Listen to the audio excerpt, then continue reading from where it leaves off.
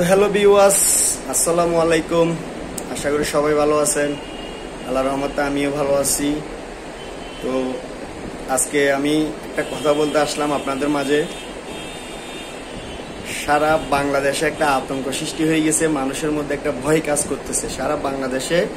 মানে পুরা যেই দিকে মানে ফেসবুকে ঢুকলে আপনার শুধু সাপের কাহিনী, মানে একটা বিষাক্ত সাপ।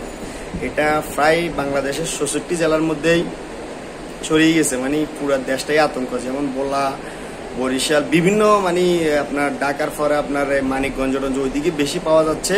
মানে এটার নামটা নাকি রাসেল বাইফাস যে সাপটা, এটা বিষাক্ত সাপ। এটা আসলে খুবই মানে সারা বাংলাদেশে মানে যেখানে সেখানে আপনি এটা এখন পাওয়া যায়, খালে বিলে নদী নালায় ঘরে যেখানে সেখানে পাওয়া যায়। তো এটার থেকে আপনারা দূরত্ব থাকবেন, একদম সতর্ক থাকবেন। যেমন ছোট বাচ্চা যারা আছে তারা মানে খেলাধুলা করে বিভিন্ন মাঠে, মানে বিভিন্ন ঘরের আগে নেই, বিভিন্ন জায়গায় খেলাধুলা করে, তাদেরকে খুবই হুঁশিয়ারে রাখবেন। আর এখন আপনার অন্ধকারে চলাফেরা করতে, কারেন্ট চলে গেলে মানে খুবই সাবধানে লাইট নিয়ে চলাফেরা করবেন। এখন সাপগুলো আপনার ঘরেও পাওয়া যায়, ঘরও আপনার কারেন্ট চলে গেলে আপনি বাথরুম ধরলে বা কোনো টয়লেটে যখন যাবেন, ওয়াশরুমে যাবেন, আপনি লাইট নিয়ে যাবেন।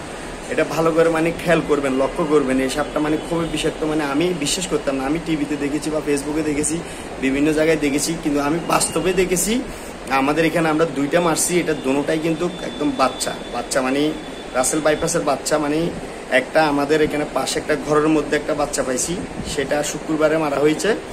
আমি আজকে সকালে আমি অফিসে আসার সময় আমাদের এখানে পাশের এক গল্লিতে সেম একটা বাচ্চা সাপ, এই রাসেল বাইপাস দেখতেছি মানুষের কয়েকজন মিলে জড়ো হয়ে ওটা মারতেছে। আমি সেটাও ভিডিও করেছি, আমি এখানে আপনাদের মাঝে ওই ভিডিওগুলো দেখাবো।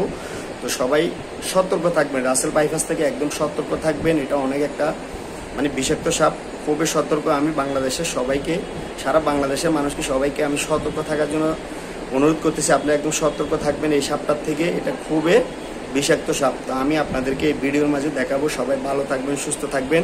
আর পুরো ভিডিওটা না টেনে পুরো ভিডিওটা দেখবেন এবং এই ভিডিওটা শেয়ার করে অন্যজনকে দেখার সুযোগ করে দিবেন।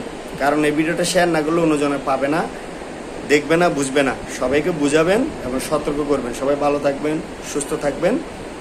আসসালামু আলাইকুম।